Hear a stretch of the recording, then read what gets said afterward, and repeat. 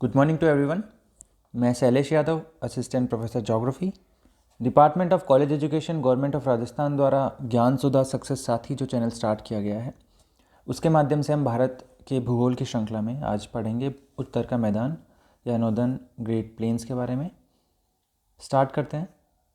अच्छा, स्टार्ट करने से पहले मैं आपको ये बताना चाहता हूँ कि जो हम उत्तर का मैदान पढ़ रहे हैं इससे पहले हमने भारत को भूगर्भिक क्षेत्रों में विभाजित किया और उसमें हमने जो उत्तरी पर्वतीय प्रदेश है उसको हमने पढ़ लिया है। तो एक बार आप सब जो भी इस वीडियो को देख रहे हैं, पुराने वीडियो जो इससे रिलेटेड हैं भारत के भू आकृतिक प्रदेशों से, उसको देखिए। उसके बाद ये थोड़ा सा बेटर आपको समझ में आएगा। तो स्टार्ट करते हैं उत्तरी मैदान के बारे में। तो जैसा कि इसके नाम से पता चल रहा है मैदान, तो मैदान है तो सामान्यतः मैदान पाए जाते हैं आपके समतल और सपाट। साथ ही वहाँ पे ढाल जो आपको मिलेगा वो आपको मिलेगा मंद ढाल या निम्न ढाल। तो वास्तव में जो उत्तरी मैदान है वो आपके विविधता विहीन समरूप, मतलब सब जगह लगभग एक जैसे दिखते हैं। ये जलोढ़ मृदा का यहाँ पर निक्षेप पाया जाता है और सिंधु, गंगा, ब्रह्मपुत्र और उसकी सहायक नदियों द्वारा ये मिलके बने हैं। तो ये जो है आपका उत्तरी मैदान है जो जलोढ़ से मिलके बने हैं। इसका यदि आप विस्तार देखोगे तो पश्चिमी भाग में ये राजस्थान के शुष्क और अर्धशुष्क प्रदेश, जहाँ पर आपका मरुस्थलीय प्रदेश भी विद्यमान है, वहाँ से प्रारंभ होकर पूर्वी भाग जो बाढ़ग्रस्त क्षेत्र है आपका ब्रह्मपुत्र की घाटी, वहाँ तक विस्तृत है। और इसकी औसत चौड़ाई जो है वो आपको 200 किलोमीटर के आसपास मिलेगी। कहीं पे 150 किलोमीटर है, कहीं पे आपको ये 300 किलोमीटर के आसपास प्राप्त होती है। और यदि इनकी बात करें इसकी ऊंचाई की, तो इसकी ऊंचाई लगभग 200 मीटर है। इस मैदान की औसतन ऊंचाई 200 मीटर है और इसकी जो गहराई है वो है आपकी 1000 मीटर से लेकर 2000 मीटर तक। तो ये इसका जनरल इंट्रोडक्शन हो गया उत्तरी मैदान का। इसी में आप देखोगे कि यहाँ पर क्या होता है, ये जो मैदानी क्षेत्र है, ये जो समतल मैदान है, यहाँ पर नदियाँ अवसाद लेके आती हैं और उन अवसाद लेके आने की वजह से, चूँकि अवसाद आते हैं और इसका ढाल कम है, तो इस वजह से नदियाँ अपना मार्ग बदलती हैं। ठीक है, इसके कारण से बहुत जगह पे बाढ़ आती है, जिसका एग्जाम्पल आप देखोगे जो उत्तरी बिहार का मैदानी भाग है वहाँ पर दो प्रमुख नदियाँ हैं, एक है कोसी और एक है गंडक। ये दोनों ही गंगा की सहायक नदियाँ हैं, जिसमें जो कोसी नदी है वो अपना कोर्स है उसको बदलने के लिए काफ़ी जानी जाती है। तो इसको बिहार का शोक बोलते हैं। क्यों बोलते हैं? क्योंकि ये नदी अपना जो रिवर चैनल है उसको शिफ्ट करती है। और पिछले, यदि आप बात करोगे पिछले 200-250 वर्षों की, तो इसने लगभग 120 किलोमीटर का परिवर्तन कर दिया अपने जो जिस क्षेत्र में ये प्रवाहित होती है, जिस चैनल में ये प्रवाहित होती है उसमें। तो इस वजह से इस यहाँ पर बाढ़ आती है और उस बाढ़ आने के कारण यहाँ पर बहुत से जान माल की हानि होती है, जिसकी वजह से इसको बोलते हैं बिहार का शोक। ठीक है, तो ये कुछ जनरल इंट्रोडक्शन था उत्तरी मैदान का। अब हम बात करेंगे उत्तरी मैदान का हम विभाजन कैसे करें। तो यदि उत्तर से दक्षिण इसको आप विभाजित करते हो तो इसको हम 3 भागों में बांटते हैं। कौन कौन से 3 भाग हैं? भाबर, तराई और जलोढ़ के निक्षेप। भाबर, तराई और जलोढ़ के निक्षेप। तो जो इसको देख सकते हो आप, उत्तरी मैदान को 3 भाग बांटा, भाबर, तराई और जलोढ़ के निक्षेप। जलोढ़ को फिर हमने 2 भागों में बांटा है, खादर और बांगर। ठीक है, अब इसको देखते हैं। उत्तरी मैदान में हम सब, ये देखिए आप, ये आपका हिमालय प्रदेश है। ये हिमालय में जो सबसे नीचे वाला रेंज है शिवालिक। शिवालिक से जैसे ही ये गिरी पादीय क्षेत्र या जो पर्वत पादीय क्षेत्र हैं उस वाले क्षेत्र में आपको कंकड़ दिखने को मिलेंगे, मोटे मोटे कंकड़ों के जमाव मिलेंगे। उसको हम कहेंगे भाबर। भाबर से, जैसे यहाँ से कोई नदी थी, ये यहाँ पे प्रवाहित हुई, तो जब भाबर में नदी प्रवेश करती है तो ये चूँकि पोरस होते हैं, ये सरंध्र होते हैं, यहाँ पर रंध्र पाए जाते हैं। तो जो नदी प्रवेश करती है तो वो नदी आपको यहाँ पर विलुप्त हो जाएगी। इसके बाद में ये नदी कहाँ दिखेगी आपको?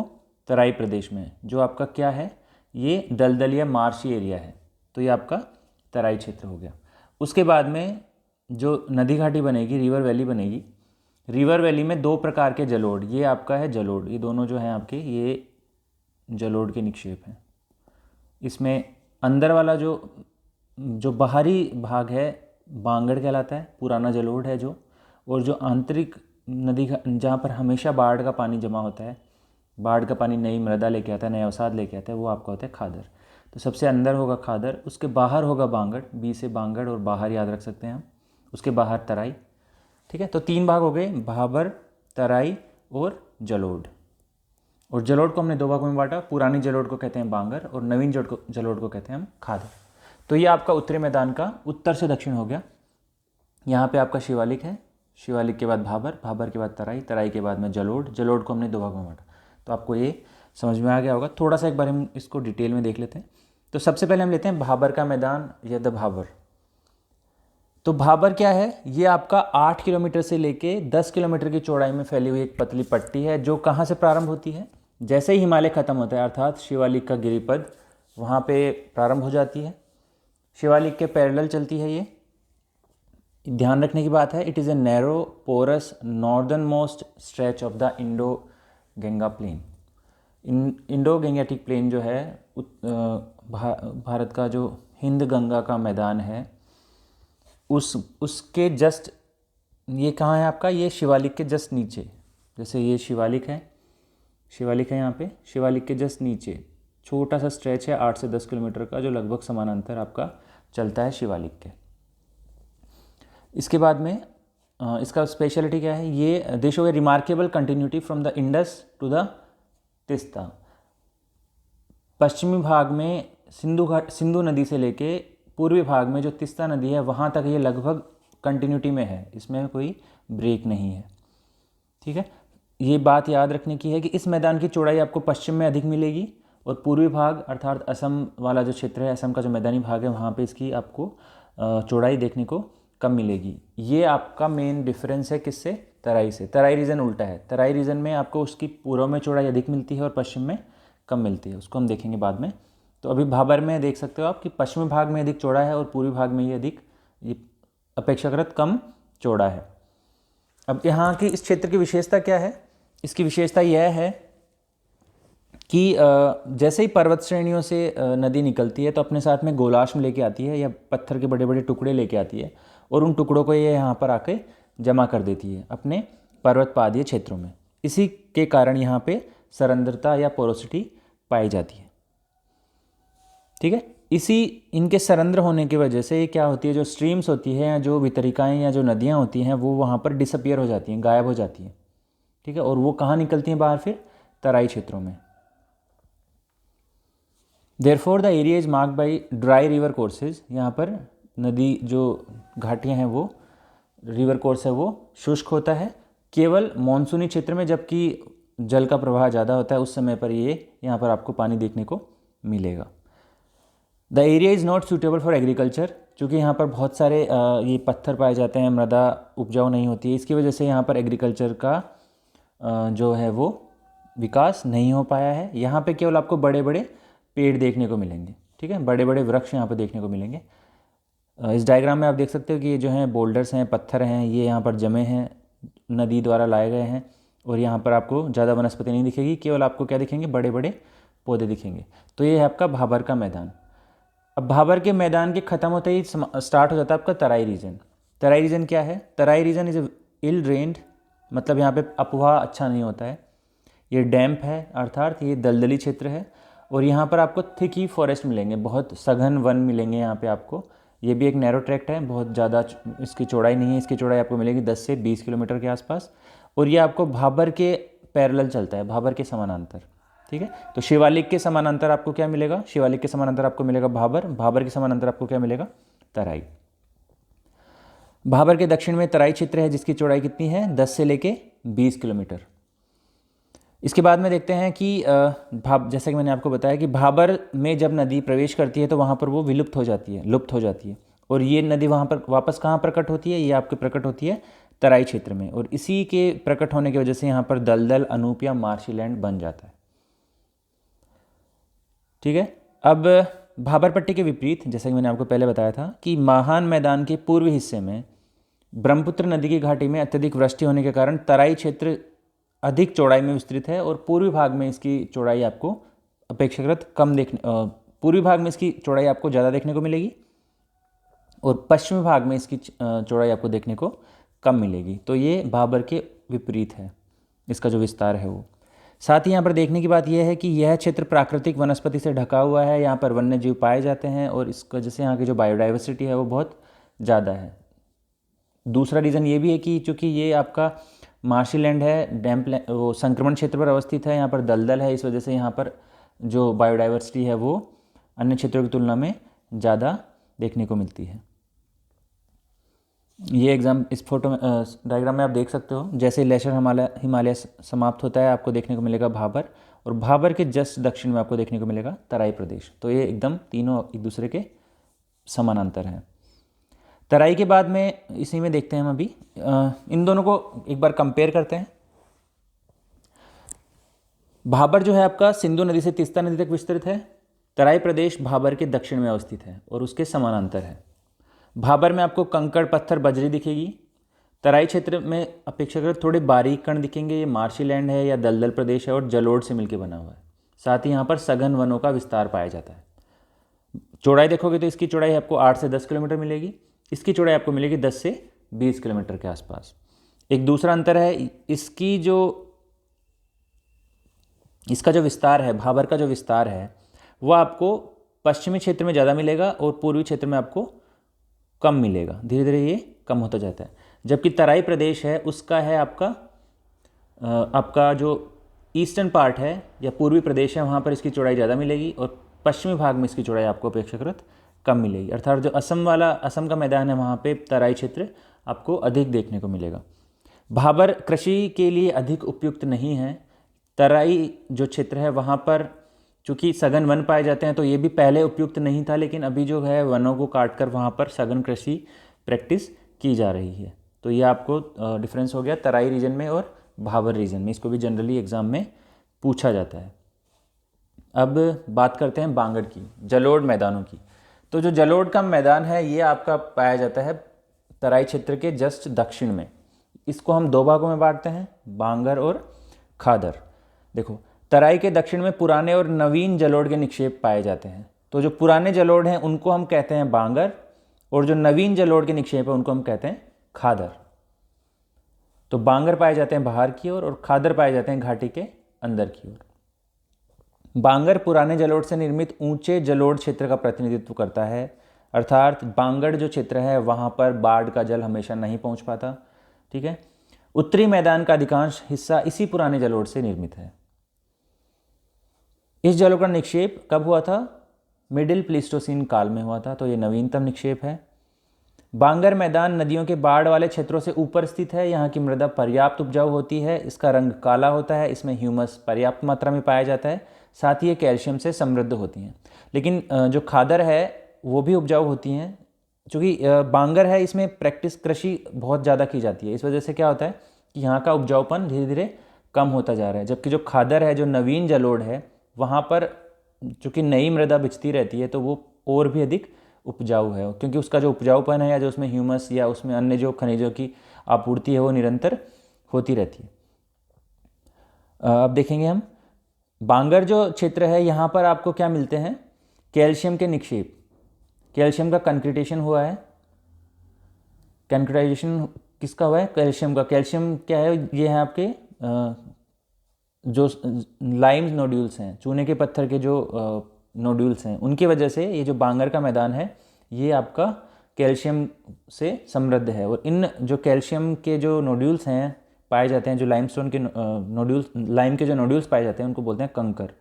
तो कंकर क्या है? कंकर कुछ नहीं है, कंकर है कैल्शियम के आपके नोड्यूल्स, लाइम नोड्यूल्स। ठीक है। तो ये आपको कहाँ मिलते हैं? बांगर के मैदान में मिलते हैं।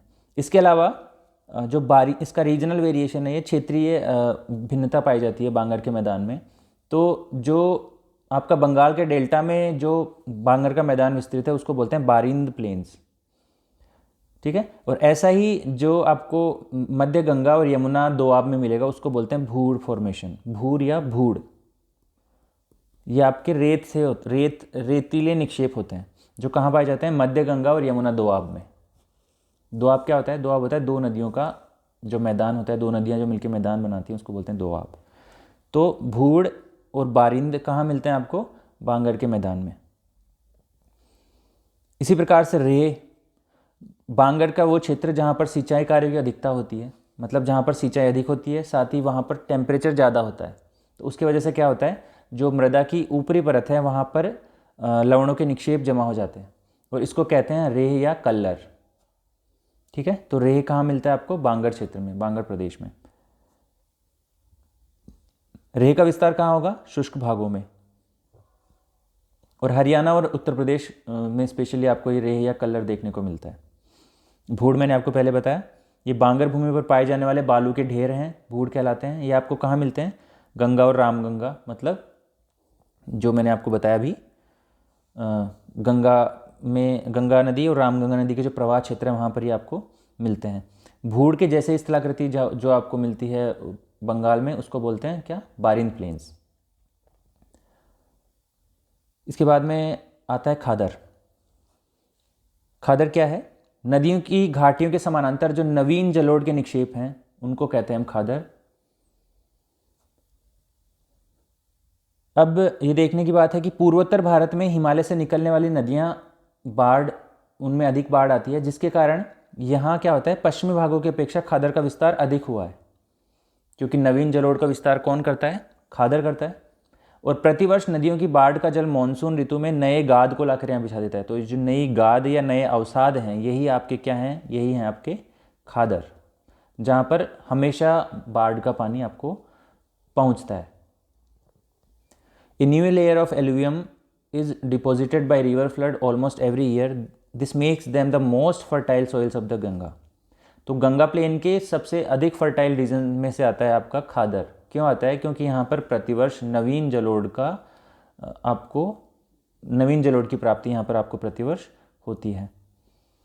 बांगर और खादर को संयुक्त रूप से उत्तर से दक्षिण दिशा में इनकी जो विड्थ होती है या जो चौड़ाई होती है वो कितनी मिलती है आपको? लगभग 100 किलोमीटर के आसपास मिलती है। ये देखने की चीज़ है। आपको बांगर और खादर में डिफरेंस बहुत एग्जाम्स में पूछा जाता है, तो क्या है देख लेते हैं। बांगर याद रखना पुरानी जलोढ़ मिट्टी है और जो खादर है वो नवीन जलोढ़ मिट्टी है। बांगर को पंजाब में बोलते हैं धाया, और पंजाब में जो खादर प्राप्त होता है उसको बोलते हैं बेट। धाया और बेट, ये ध्यान रखना, पूछा जाता है ऑब्जेक्टिव क्वेश्चंस में। धाया बोलते हैं पंजाब में बांगर को, और इसी क्षेत्र में खादर को बोलते हैं बेट। जो आपका बांगर होता है वहाँ पर चूनायुक्त खनिजों की प्रधानता होती है, जैसे कि मैंने अभी बताया आपको, कंकर जिसको कहते हैं। और खादर में चीका मिट्टी की प्रधानता होती है, मतलब यहाँ पर जो मृदा मिलती है बहुत फाइन मिलती है।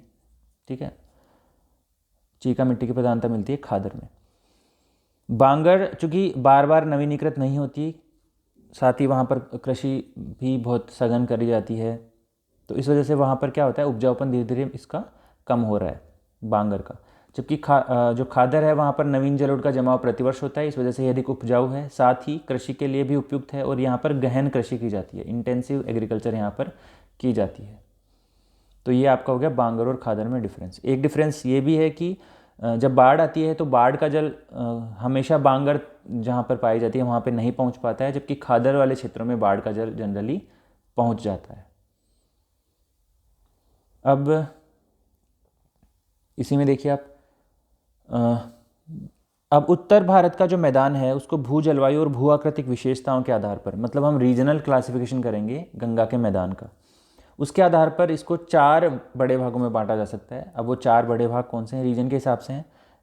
पहला है राजस्थान का मैदान, उसके बाद में आता है आपका पंजाब हरियाणा का मैदान। ठीक है, इसके बाद में आप देखोगे गंगा का मैदान, और लास्ट में है आपका ब्रह्मपुत्रा का मैदान। तो ये आपका हो गया इसका क्षेत्रीय विभाजन, इसका रीजनल डिवीजन। जिस प्रकार से हमने हिमालय का किया था उसी प्रकार से हम इसका क्षेत्रीय विभाजन कर रहे हैं। जो गंगा का उत्तर का मैदान है, उत्तर के मैदान का क्षेत्रीय विभाजन आप करते हैं तो आपको 4 क्षेत्र देख रहे हैं हम, राजस्थान का मैदान, पंजाब हरियाणा का मैदान, गंगा का मैदान और ब्रह्मपुत्रा का मैदान। ये आप देख सकते हो उत्तर भारत के मैदान के 4 वृहद प्रदेश। सबसे पहले राजस्थान का मैदान, दूसरा हमने बोला था पंजाब हरियाणा का मैदान, उसका दूसरा नाम हम बोल सकते हैं सतलुज यमुना का मैदान। तीसरा है आपका गंगा का मैदान। गंगा के मैदान को 3 सब पार्ट्स में पढ़ेंगे हम, अपर गंगा प्लेन्स, मध्य गंगा प्लेन्स और लोअर गंगा प्लेन्स, उच्च गंगा, मध्य गंगा और निम्न गंगा। तो ये आपका पूरा हो गया गंगा का मैदान। एक नंबर राजस्थान, दूसरा नंबर पंजाब हरियाणा, तीसरा नंबर गंगा का मैदान और चौथा है आपका ये जो ब्रह्मपुत्र घाटी है ये ब्रह्मपुत्र का मैदान। ठीक है, तो ये 4 वृहद प्रदेशों में हम इसको बांट सकते हैं। हम एक एक करके इनको जल्दी से देखते हैं। सबसे पहले राजस्थान का मैदान। राजस्थान का मैदान मुख्य रूप से अरावली के पश्चिम में अवस्थित है। इसका कुल क्षेत्रफल आपका कितना है? 1,75,000 स्क्वायर किलोमीटर। इस मैदान के एक बड़े भाग का निर्माण समुद्र के पीछे हटने से हुआ है, जिसका प्रमाण आपको मिलेगा कि बहुत सारे आपको राजस्थान में आपको मिलेंगे खारे पानी की झीलें, जिनमें सांबर झील प्रमुख है। इसके बाद में अब देखोगे कि जो पर्मो कार्बोनिफेरस काल था उस समय राजस्थान का बड़ा भाग जो था वो समुद्र के नीचे अवस्थित था और यहाँ पर बहुत सारी नदियाँ पाई गई हैं। पूरा नदियाँ का पेलियो चैनल पाया गया है, जिसमें सरस्वती प्रमुख है, जिससे संकेत मिलता है कि यह क्षेत्र पहले पर्याप्त उपजाऊ था। वर्तमान समय में इस जो ये मैदान है इसका बड़ा हिस्सा मरुस्थलीय भाग है तथा एक बहुत बड़ा रीजन इसका अर्ध मरुस्थल है। ठीक है, और जो मरुस्थलीय प्रदेश है वहाँ पर बालू का स्तूप आपको देखने को मिलते हैं और बरखान आपको देखने को मिलते हैं। दूसरा जो है वो है आपका पंजाब हरियाणा का मैदान, या जिसको बोला था हमने दूसरा नाम सतलज का मैदान। इस मैदान का सबसे विशिष्ट लक्षण यहाँ पर 5 दोआब का पाया जाना है। दोआब क्या होता है? दोआब होता है 2 नदियों के बीच की भूमि को कहते हैं हम दोआब। मतलब 2 नदी बेसिन के बीच में जो ज़मीन होती है, जो भाग होता है, उसको हम कहते हैं दोआब। और ये दोआब क्यों बनते हैं? ये लंबे समय तक निक्षेपात्मक शक्तियों के काम करने से वहाँ पर जो अवसादों के जमा होते हैं, जिसके वजह से दोआब बनती है और ये बहुत ही उपजाऊ होते हैं। इस तल के निर्माण में सतलज, रावी और व्यास नदी द्वारा संपन्न निक्षेपात्मक कार्य प्रमुख हैं। तो जो सतलज, रावी और व्यास नदियाँ हैं वो इस मैदान को बनाने में इन्होंने प्रमुख योगदान दिया है। इसकी उत्तर से दक्षिण दिशा में लंबाई लोगे तो ये लगभग 650 किलोमीटर है और पूर्व से पश्चिम में इसकी चौड़ाई लगभग 300 किलोमीटर के आसपास देखने को मिलती है।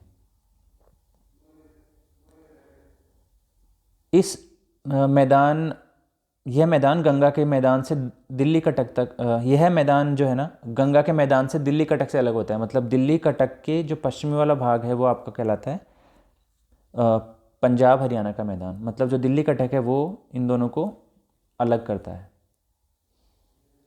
इस मैदान का सामान्य ढाल उत्तर पूर्व से दक्षिण पश्चिम की ओर, उत्तर पूर्व से दक्षिण पश्चिम और दक्षिण की तरफ है। ठीक है, इसीलिए जो नदियां हैं वो आपकी दक्षिण पश्चिम और दक्षिण की दिशा की तरफ प्रवाहित होती हैं यहाँ से।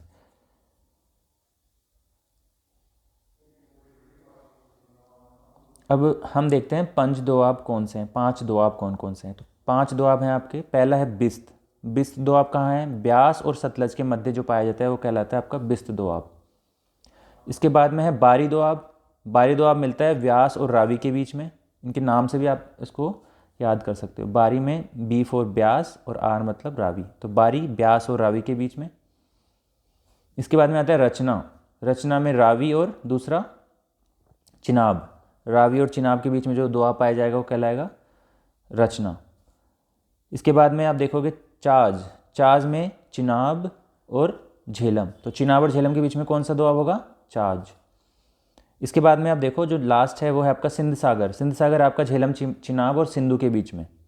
ठीक है, तो ये आपके पंच दोआब हैं, 5 हैं, बिस्त, पारी, रचना, चाज और सिंध सागर। इसको आप डायग्राम के माध्यम से देख सकते हो। ये आपका दिख रहा है सिंध सागर दोआब। ठीक है, इसके बाद में चाज जो है आपका, और रचना, बारी, बिस्त। तो ये आप इसको देख सकते। इसमें आप देख सकते हो जो बिस्त, ये आपका सबसे पहले ये जो क्षेत्र है ये आपका है सिंध सागर दोआब, जो झेलम, चिनाब और सिंधु के बीच में। ये सिंधु नदी है और ये आपकी झेलम और चिनाब वाला है। तो ये झेलम और सिंध के बीच में जो है आपका सिंध सागर दोआब है। उसके बाद में आप देखोगे ये झेलम और चिनाब, ये झेलम नदी है और ये है आपकी चिनाब। तो ये चिनाब हो गई और ये झेलम हो गई। तो ये जो दूसरा है ये आपका कहलाएगा चाज। ठीक है, झेलम और चिनाब के बीच में चाज। उसके बाद में आता है आपका ये चिनाब, रावी और चिनाब। तो ये आपकी रावी नदी है और ये जो ग्रीन कलर में दिख रही है इसके ऊपर ये आपकी झेलम जा रही है, तो ये जो ग्रीन कलर वाला है ये आपका कहलाएगा रचना।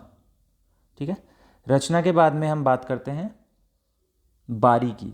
तो जो बारी दोआब है वो है आपका व्यास और रावी के बीच में, तो ये कहलाएगा आपका, ये है आपका बारी दोआब। और जो लास्ट वाला है आपका ये है बिस्त, ये सतलज है और ये व्यास है, तो व्यास और सतलज के बीच में जो है आपका बिस्त। ठीक है, तो आपके 5 दोआब हो गए, बिस्त, बारी, रचना, चाज और सिंध। तो आप इनका ईस्ट टू वेस्ट और वेस्ट टू ईस्ट आपको क्रम भी पता होना चाहिए। ठीक है, नदी आप देखोगे तो सबसे ऊपर सिंध, उसके बाद में झेलम, उसके बाद में चिनाब, फिर रावी, व्यास और सतलज। तो इनका रिवर का भी आपको सीक्वेंस पता होना चाहिए, साथ ही आपको दोआब के बारे में भी पता होना चाहिए। तो ये आपके हो गए पंच दोआब। इसके बाद में आपका आता है गंगा का मैदान। तो गंगा के मैदान को हम 3 पार्ट्स में डिवाइड कर रहे हैं। गंगा का मैदान पश्चिम में यमुना नदी के अपवाह से प्रारंभ होता है और पूर्व में बांग्लादेश की सीमा तक ये जाता है। ये लगभग 1400 किलोमीटर की लंबाई में विस्तृत है और इसकी चौड़ाई आपको मिलेगी 300 किलोमीटर के आसपास। इसका ढाल बहुत कम है, लगभग 15 सेंटीमीटर प्रति किलोमीटर है। ठीक है, गंगा के मैदान को 3 उपभागों में बांट सकते हैं, ऊपरी गंगा का मैदान, मध्य गंगा का मैदान और तीसरा है निम्न गंगा का मैदान। तो सबसे पहले हम देखते हैं गंगा के मैदान में, ये गंगा का मैदान है आपका। ये गंगा का मैदान आपका यहाँ यमुना से लेके यहाँ नीचे बांग्लादेश तक जाता है। 3 भागों में, अपर गंगा पहला, दूसरा मध्य गंगा और जो तीसरा है आपका लोअर गंगा। तो ये इसके 3 भाग हो गए। अब इसको पहला देखते हैं ऊपरी गंगा का मैदान। तो ऊपरी गंगा का मैदान जस्ट जो आपका सतलज है उसके ईस्ट साइड है, उसके पूर्वी तरफ है। इस मैदान के अंतर्गत गंगा यमुना दोआब, रोहिलखंड संभाग और आगरा संभाग का भाग सम्मिलित है। इसकी पश्चिमी सीमा यमुना नदी के अपवाह से और उत्तरी सीमा शिवालिक पर्वत द्वारा निर्मित होती है। यह मैदान सागर तल से 100 मीटर से 300 मीटर तक ऊंचा है।